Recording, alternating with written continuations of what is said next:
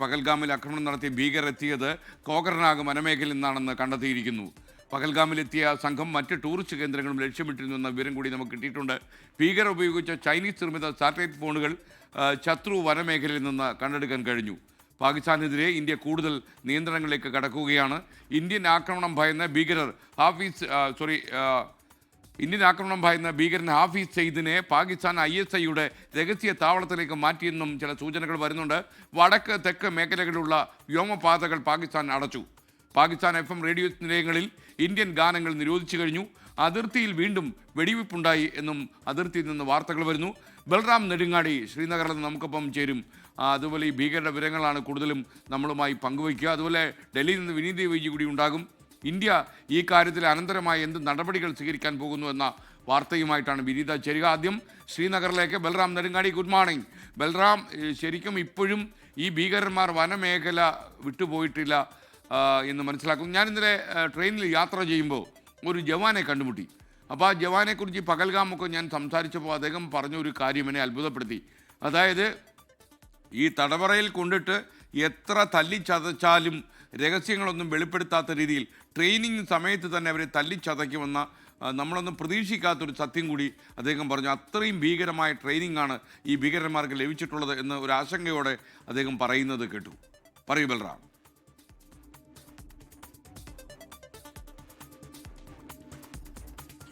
Very good morning SKN.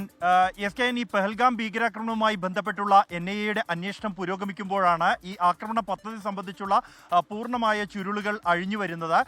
SKN സൂചിപ്പിച്ച പോലെ തന്നെ ഈ ഒരു അന്വേഷണം അല്ലെങ്കിൽ ഈ ഭീകരരെ കണ്ടെത്താനുള്ള തെരച്ചിൽ ഇത്രയും നീണ്ടുപോകാൻ തന്നെ കാരണം SKNോട് വിവരങ്ങൾ പങ്കുവച്ച ആ ജവാൻ പറഞ്ഞ കാര്യങ്ങൾ തന്നെയാണ്. അതികഠിനമായ പരിശീലനം സിദ്ധിച്ച ഭീകരവാദികളാണ് ആക്രമണത്തിനായി എത്തിയത് എന്നുള്ളത് തന്നെയാണ് സംശയിക്കുന്നത്. അതിൽ ഒരാൾ ഹാഷിം മൂസ ഈ പാരോ കമാൻഡോ ആയിരുന്നു പാക് സൈന്യത്തിലെ എന്നുള്ള വിവരം സ്ഥിരീകരിച്ച വിവരം ലഭിച്ചിട്ടുണ്ട്.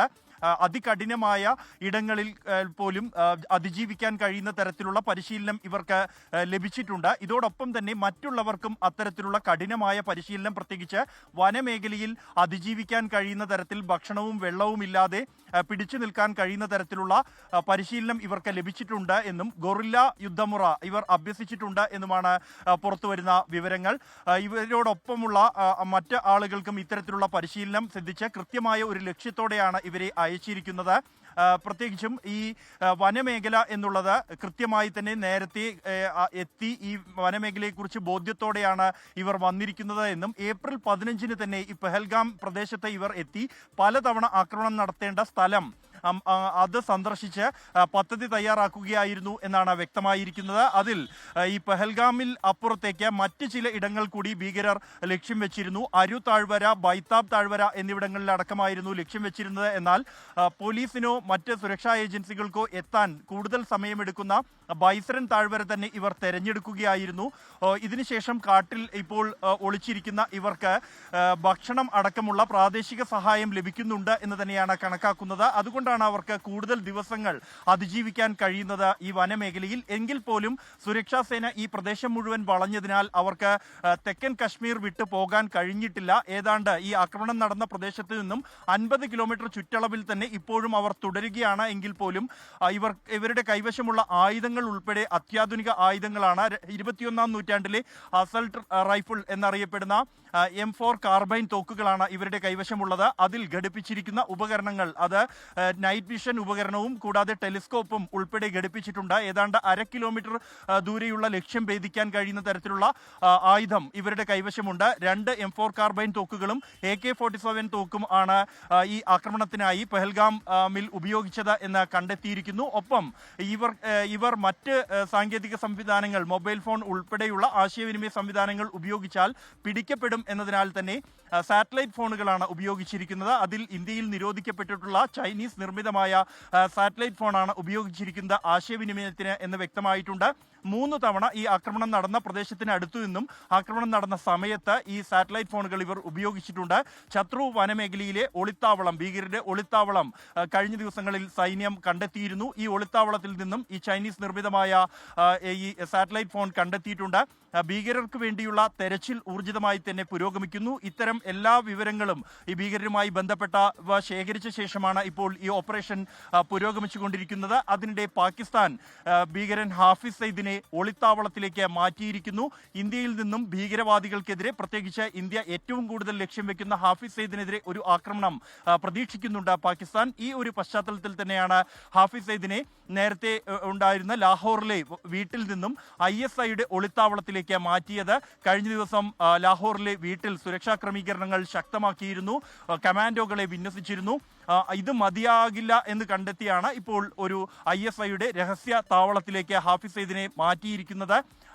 ഒപ്പം തന്നെ പാകിസ്ഥാൻ ആശങ്കയിൽ മറ്റ് ചില നിയന്ത്രണങ്ങൾ കൂടി ഏർപ്പെടുത്തിയിട്ടുണ്ട്. പ്രത്യേകിച്ചും പാകിസ്ഥാന്റെ വ്യോമ മേഖല ഏതാണ്ട് പൂർണ്ണമായും അടച്ച ഒരു അവസ്ഥയാണ് ഇപ്പോൾ ഉള്ളത്. നേരത്തെ തന്നെ പാക് അധീന കശ്മീരിലേക്കുള്ള ഫ്ലൈറ്റുകൾ കഴിഞ്ഞ ദിവസം റദ്ദാക്കിയിരുന്നു. കൂടാതെ വടക്ക് തെക്ക് മേഖലകളിലുള്ള മറ്റ് വ്യോമപാതകൾ അടച്ചിരിക്കുകയാണ് പാകിസ്ഥാൻ. കടലിലാകട്ടെ പാക് നാവികസേനയുടെ പരിശീലനമുള്ളതിനാൽ മറ്റ് നാവിക നിയന്ത്രണങ്ങളും ഏർപ്പെടുത്തിയിട്ടുണ്ട്. ഇത്തരത്തിൽ ഇന്ത്യ ഏത് നിമിഷവും ഒരു കനത്ത ആഘാതത്തോടെ തിരിച്ചടിക്കും എന്ന ആശങ്ക പാകിസ്ഥാന് ഉണ്ട്. ഒപ്പമാണ് ചില ഇന്ത്യൻ ഗാനങ്ങൾക്ക് നിയന്ത്രണം ഏർപ്പെടുത്തുന്ന ഒരു നടപടിയും പാകിസ്ഥാന്റെ ഭാഗത്തു നിന്നും ഉണ്ടായിരിക്കുന്നു. പാകിസ്ഥാൻ FM സ്റ്റേഷനുകളിലാണ് ഇത്തരത്തിൽ നിരോധനം ഏർപ്പെടുത്തിക്കൊണ്ട് പാകിസ്ഥാൻ ബ്രോഡ്കാസ്റ്റേഴ്സ് അസോസിയേഷൻ ഉത്തരവ് പുറത്തിറക്കിയിരിക്കുന്നത്. അത് പാകിസ്ഥാന് തന്നെ തിരിച്ചടിയാകും, അല്ലെങ്കിൽ ഈ കമ്പനികൾക്ക് തന്നെ തിരിച്ചടിയാകുമെന്നാണ് വിലയിരുത്തപ്പെടുന്നത്. കാരണം ഏറ്റവും വലിയ വിനോദ മേഖല ഇന്ത്യയുടേതാണ്. പാകിസ്ഥാനിൽ ഏറ്റവും പ്രചാരമുള്ളത് ഇന്ത്യൻ പാട്ടുകളാണ്. ആ പാട്ടുകൾക്ക് നിരോധനം ഏർപ്പെടുത്തുന്നതോടെ കേൾവിക്കാർ കുറയുന്ന ഒരു സാഹചര്യം ഉണ്ടാകുമെന്നാണ് വിലയിരുത്തപ്പെടുന്നത്. അതിർത്തി മേഖലയിൽ ആകട്ടെ പാകിസ്ഥാൻ ഈ അഫ്ഗാൻ മേഖലയിൽ കടുത്ത ഭീഷണി നേരിടുന്ന മേഖലയിൽ നിന്നും സൈന്യത്തെ പിൻവലിച്ച് ഈ കിഴക്കൻ മേഖലയിലേക്ക് വിന്യസിച്ചതായുള്ള റിപ്പോർട്ടുകളും പുറത്തു വരുന്നുണ്ട്. ഇന്ത്യയിൽ നിന്നും ഒരു കനത്ത തിരിച്ചടി ഏത് നിമിഷവും പാകിസ്ഥാൻ പ്രതീക്ഷിക്കുന്നുണ്ട്. അതിനായുള്ള ഒരുക്കങ്ങളാണ് നടത്തുന്നത്. അതേസമയം ഇന്ത്യയാകട്ടെ ത്രിതല മേഖലയിൽ ഏറ്റവും ശക്തമായി ജമ്മു കശ്മീരിൽ ഇപ്പോൾ നടക്കുന്ന ഓപ്പറേഷൻ എന്നുള്ളത് പ്രാദേശിക ഭീകരർക്ക് വേണ്ടിയുള്ള ഓപ്പറേഷനാണ്. ഈ കാട്ടിലൊളിച്ച ഭീകരർക്ക് പ്രാദേശിക സഹായം, ഭക്ഷണം ഉൾപ്പെടെ ഇപ്പോഴും ലഭ്യമാകുന്നുണ്ടെന്ന സംശയം നിലനിൽക്കുന്നു. അതുകൊണ്ട് തന്നെ അത് തടയാനുള്ള നടപടികളും സജീവമായി പുരോഗമിക്കുകയാണ്. SKN. ഓക്കെ, ബൽറാം നെടുങ്ങാടിയാണ് ശ്രീനഗറിൽ നിന്നും ചേർന്നത്.